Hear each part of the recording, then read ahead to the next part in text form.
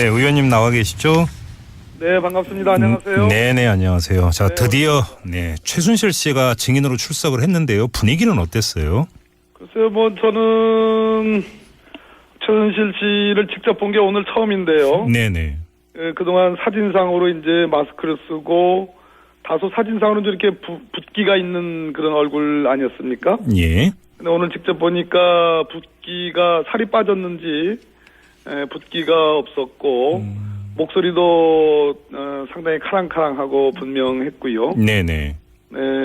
물론 이제 지금 아직 증인 신문 내용을 보면 모르쇠 아니다 뻔한 것을 다 기억나지 않는다 이렇게 대답하니까 예. 그것은 종전 증인들하고 다 똑같은 그런 입장이고요. 예, 그렇게 봤습니다. 그렇군요. 예. 역시 그러면 알맹이 있는 증언은 없었다 이렇게 봐야 되는 겁니까?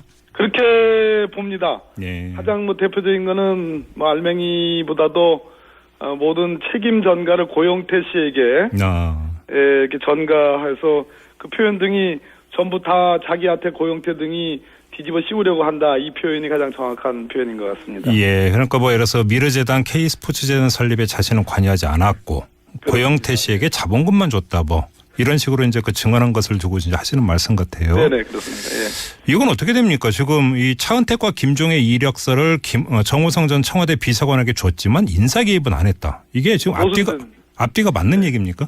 앞뒤가 안 맞는 얘기죠. 오늘 그러니까 매사에 이제 증인으로서의 대답하는 태도는 명백하게 물증이 있는 것은 간신히 인정을 하는데, 네. 최순실은 기본적으로 대통령의 정책이나 어떤 결정에 자기가 관여하지 않았다라는 것을 가장 강조를 하려고 했고요. 네네. 뻔한 거짓말 아니겠습니까? 네. 그 다음에 두 번째는 안종범, 또 정호성, 또 다른 검찰에 불려갔던 또는 특검에 불려갔던 많은 공수사실과 관련된 비교적 자백에 가까운 진술을 했던 사람들. 예. 예를 들어서 차은택, 고영태, 노승일. 네네. 이런 증인들의 증언과 관련해서 이제 뭘 물으면 객관적으로 뭘 물으면 그 사람들이 그렇게 얘기하니까 그건 유도신문이다 이렇게 반박을 해서 변호인들에게 많이 훈련을 받고 나온 그런 증언 태도로 보였습니다. 그런데 이권 개입 부분에서는 목소리를 되게 높였다면서요. 자신은 그러니까 사익을 추구한 게 전혀 없다고. 그게 이제 제가 예전부터 좀 드리는 그 주장인데요. 네. 검찰 수사가 한 달간 형사 8부에서 서울중앙지검 형사 8부에서 사실상 손 놓고 있다가 예. 태블릿 PC가 까여지면서 네. 그 국민 여론이 이제 수사를 하지 않으면 안 되는 그런 상황이 됐고 떠밀려서 이제 특별수사본부가 수사를 했잖아요. 예. 그래서 이제 밀린 숙제를 한꺼번에 하다 보니까 이 국정농단의 그 탄탄한 기초가 되는 소위 이권 개입 행위에 대한 수사가 조금 덜 돼 있는 측면이 있습니다. 아, 그렇군요. 예. 그러다 보니까 최순실이가 아마 변호인들의 어떤 도움을 받아서 네. 이권 개입 부분에 대해서는 큰 목소리로 반박을 했는데요. 네. 그러나 그럼에도 불구하고 예를 들어서 미사리에 본인 부동산이 있었고 네. 거기에 관한 스포츠센터 건립 계획과 관련된 국토부 자료를 받아가지고 네. 18억의 시세 차익을 남긴 거 이거는 공소장에 분명히 있습니다. 근데 예를 들어서 딸인 정유라 씨가 지금 삼성으로부터 지원받은 것만 해도 수십억인데 딸은 딸이고 자신은 자신이다 이런 논리인가요 그러면? 아니요, 그것은 일관되게 모르쇠 이런 부인으로 일관하지만 네. 그렇다 하더라도 그것의 포장이 네. 스포츠 영재를 육성하는 그런 차원, 네. 이런 차원으로 문화융성 이런 차원으로 포장을 하고 있으니까 약간 적반하장이죠. 알겠습니다. 자, 판사 출신이시잖아요, 의원님. 네네. 앞서서 이제 도입부에서 이 최순실 씨의 용모라고 하든지 이런 것들은 좀 말씀을 해주셨는데, 네네. 이 전직 판사로서 보시기에 어떤 최순실 씨의 심적 상태라고 할까요? 그건 오늘 어떻게 읽으셨어요? 비교적 오늘 상태는 저는 양호했다고 보여지고요. 그래요? 그리고 상당히 훈련받은 느낌이었기 때문에 불안해 보이지도 않았고요. 예. 막무가내 억지를 부리고, 심지어, 대통령이 사용하는 구어체에 영향을 미친 것으로 보여지는데, 네. 예를 들어서 돈을 먹는다, 이런 표현은 우리 쉽게 잘 안 하는 표현이죠. 공적인 자리에선 거의 안 하죠. 그렇습니다. 예. 네, 나는 돈 먹으려고 생각해 본 적이 없다라는 것을 여러 차례 반복했거든요. 아, 그래요? 그것은 평소에 이제 어느 태도가 그대로 드러난 것으로 보여지는데 네. 대체로는 대통령을 강하게 보호하면서 본인의 범행을 완강히 부인하는데 뭐 그 중에는 예를 들어서 태블릿 PC에 관한 얘기도 있고 그랬습니다. 네. 지금 그 말씀하니까 지금 이거 빠뜨릴 뻔했는데 국정 개입 한 적 없다고 주장했잖아요. 그러니까 대통령 예. 연설문에 감정적 표현을 고친 적은 있어도 정책에는 관여한 바가 없다. 그런데 공적인 자리에서 돈 먹은 적이 없다고 하는 이 감정적 표현은 어떻게 해석을 해야 되는 겁니까, 의원님 그러면? 그러니까 이건 시종일관된 네. 예를 들어서 정책의 사유화, 시스템의 사유화, 또 자원의 사유화라는 국정농단의 3대 주제에 관해서 본인이 직감적으로 느끼는 하는 영향을 미치지 않았다. 다만 감정적 표현을 고친 것 정도로만 관여했다라는 것을 일관되게 하고 있는데요. 네. 기본적으로 이건 잘 훈련된 그 답변 태도고 네. 그러나 그 최순실이 그렇게 답을 한다고 그래서 증거가 없는 게 아닙니다.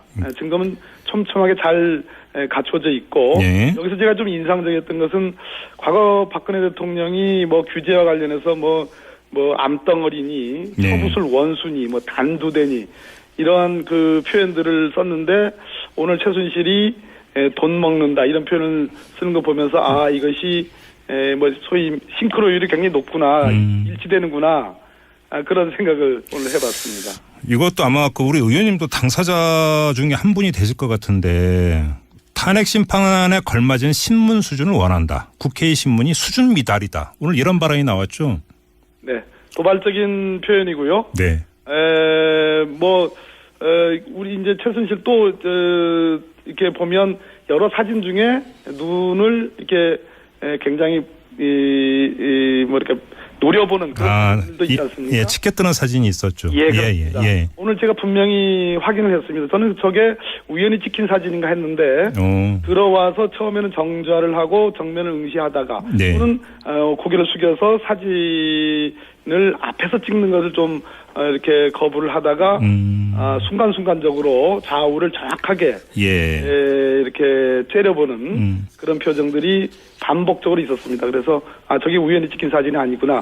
그런 차원에서 대통령 탄핵 소추 국회의원이나 또는 대리인들을 일종의 흠집을 내는 그러한 공세로 저는 받아들였습니다. 알겠습니다. 아무튼 그나저나 오늘이 5차 변론이었잖아요. 예. 이 변론은 언제까지 진행이 되는 겁니까? 내일이 가장 중요한 대목이라고 저는 보여지는데요. 내일이요? 소위 이제 검찰의 수사 기록에 관련해서 대통령 측 변호사들은 전문 법칙을 적용하자 이렇게 주장하고요. 전문 법칙이 뭐예요? 그러니까 한마디로 전해들은 말을 적은 서류는 그 자체로 증거를 채택을 못하고 그 서류를 작성한 사람 또는 그 말을 한 사람을 증인으로 불러서 확인을 시켜야지 증거 능력이 확보가 되는 예를 들어서 그러니까 내가 누구누구로부터 이런 얘기를 들은 적이 있다 이런 걸 말씀하시는 거죠, 그러니까. 그렇습니다. 그렇게 되면 검찰의 수사 기록에 등장하는 모든 사람들을 다 증인으로 채택을 해야 되니까 그렇네요. 탄핵 결정까지는 하세월이죠. 그러니까 그 대통령 측 변호인들이 그렇게 이제 주장을 하고 있다라는 것이죠. 그렇습니다. 저희들은 탄핵 심판의 성격상 법칙은 적용될 여지가 없다라고 탄핵소추인 측은 주장을 하고요. 이 부분과 관련해서 헌재가 내일 입장을 밝히겠다고 했습니다. 내일 밝힌다고요, 헌재가? 그럼 이거에 따라서 그러면 그 탄핵 심판 기일이 어느 정도로 늘어질지 아니면 단축될지 이게 결정이 되겠네요. 그렇습니다. 알겠습니다. 얼마 전에 이 권성동 법사위원장 같은 경우는 2말 3초, 2월 말이나 3월 초쯤이면 탄핵 심판 결정이 나올 것 같다라고 이야기한 적이 있었는데 그건 어떻게 보세요? 저는 2말 3초보다 조금 앞당겨서 원래는 2초 이중 그 결정이 가능하다. 2월 초, 2월 중순까지도? 2월 말쯤까지는 심리를 마치고 2월 초중이면 가능하다 이렇게 봤는데 아무래도 이것이 이제 뭐 장군 멍군 또 공격과 방어 이런 것이 있기 때문에 대통령 측의 뭐 교묘한 지연 전술이 있다고 봅니다. 그런 측면에서 예. 다소 그것이 조금 늦어져서 이말 쪽으로 오늘 저는 그렇게 예측을 합니다. 알겠습니다. 다른 점 좀 여쭤볼게요. 이제 특검팀이 오늘 이재용 삼성전자 부회장에 대한 구속영장을 청구를 하지 않았습니까? 예, 뭐 적시된 이제 혐의점이 뇌물 공여 혐의, 횡령 혐의, 위증 혐의 이런 것들이 적시가 됐는데 영장이 발부될 거라고 전망을 하세요? 특검이 며칠간 고민 끝에 한 거기 때문에 예. 저는 수사는 잘 돼 있을 거라고 생각을 하고요. 예. 뭐 어려운 영장 청구라고 저는 보여집니다. 여러 가지 언론의 여러 가지 이제 이런저런 우려들도 있고, 네. 또 뭐 삼성 법무팀은 우리나라 거의 최강이라고 보여지는 그 법무팀이거든요. 그런 면에서 그까지 고려한다면 네. 영장이 발부되지 않을까 하는 그런 예측을 해봅니다. 그래요. 진짜 역시 이제 눈길을 끄는 것은 혐의 내용 중에 뇌물 공여 혐의를 포함을 시킨 거 바로 이 점 아니겠습니까? 네네. 이거가 이제 법원에서 인정이 되느냐 안 되느냐에 대해서 이거 완전 판단과 완전히 달라지는 거 아닙니까? 그렇습니다. 대통령이 뇌물수수의 당사자가 되는 거죠. 예. 그러니까 제3자 뇌물 제공은 대통령이 부탁을 하고 또 그래서 삼성도 삼성의 부탁을 대통령께 하고 네. 그다음에 그 뇌물의 이제 수혜자는 최순실이 되는 네. 이런 구조였는데 오늘은 뇌물 공여와 제3자 뇌물 제공 두 개를 다 함께 그렇죠. 혐의를 두고 있다는 거거든요. 예. 이런 측면이면 박근혜 대통령이 바로 뇌물수수의 당사자가 된다는 측면에서 네. 가장 강력한 탄핵 사유가 추가가 바로 그 점인데요. 만에 하나라도 법원이 물론 이제 구속영장 발부가 유무죄를 가르는 건 아닙니다. 물론 네네, 그렇기는 합니다만 그럼에도 불구하고 만약에 법원이 구속영장을 발부를 하고 뇌물공여 혐의가 적시된 구속영장을 받아들인다고 한다면 헌재의 탄핵 심판에 상당한 영향을 미친다 이렇게 봐야 되겠죠. 그렇게 봅니다. 예. 그렇군요. 알겠습니다. 이제 법원이 구속 여부를 어떻게 판단할지 이게 지금 초미의 관심사인데. 그렇습니다. 예. 좀 기다리면 이제 결과는 나오게 되겠죠. 알겠습니다. 그 삼성 법무팀이 국내 최강입니까, 의원님? 제가 너무 과도한 표현인 것 같은데 아무튼 네. 삼성 우리나라 최초 인류 기업 아니겠습니까? 네네. 최고의 기업인데 거기에 걸맞는 법무팀을 저는 갖고 있다고 생각합니다. 그러면 또 어떤 그 반박 논리라든지 방어 논리도 뭐 그럼에도 불구하고 특검이 며칠간 국리 끝에 여러 가지 논의 끝에 영장을 청구했다는 것은 상당히 자신감의 발로라고 좀 보여집니다. 알겠습니다. 자, 오늘 말씀 여기까지 듣죠. 고맙습니다, 의원님. 네, 감사합니다. 네, 지금까지 국회 탄핵 소추위원 가운데 한 분이죠. 더불어민주당의 박범계 의원을 통해서 오늘 있었던 헌재 변론 이야기도 들어봤고요. 이재용 삼성전자 부회장에 대한 구속영장 청구 내용도 좀 전망을 해봤는데 자, 우리 애청자 여러분들 어떻게 들으셨습니까?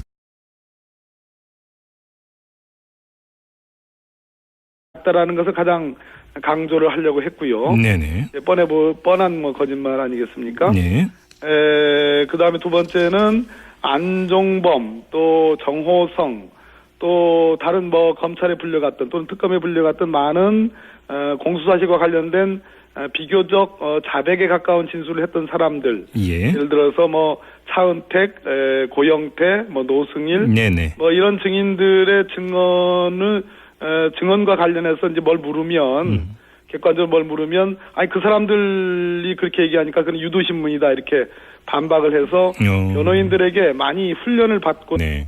물론 이제 지금 아직, 증인신문 내용을 보면 모르쇠, 아니다, 뻔한 것을 다 기억나지 않는다, 이렇게 대답하니까, 그것은 종전 증인들하고 다 똑같은 그런 입장이고요. 그렇게 봤습니다. 그렇군요. 예. 역시 그러면 알맹이 있는 증언은 없었다 이렇게 봐야 되는 겁니까? 그렇게 봅니다. 예. 가장 대표적인 거는 알맹이보다도 모든 책임 전가를 고영태 씨에게 이렇게 전가해서 그 표현 등이 전부 다 자기한테 고영태 등이 뒤집어 씌우려고 한다. 이 표현이 가장 정확한 표현인 것 같습니다. 예, 그러니까 예를 들어서 미르재단 K스포츠재단 설립에 자신은 관여하지 않았고 고영태 씨에게 자본금만 줬다 이런 식으로 이제 그 증언한 것을 두고 이제 하시는 말씀 같아요. 네네 그렇습니다. 예. 이건 어떻게 됩니까? 지금 이 차은택과 김종의 이력서를 정호성 전 청와대 비서관에게 줬지만 인사 개입은 안 했다. 이게 지금 앞뒤가 맞는 얘기입니까?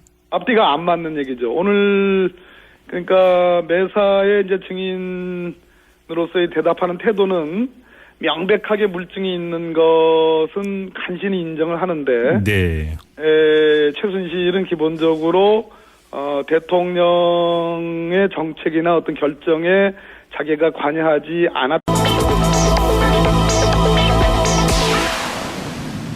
네, 의원님 나와 계시죠? 네, 반갑습니다. 안녕하세요. 네네, 안녕하세요. 자, 네, 드디어 최순실 씨가 증인으로 출석을 했는데요. 분위기는 어땠어요? 글쎄요, 뭐 저는 최순실 씨를 직접 본 게 오늘 처음인데요. 네네.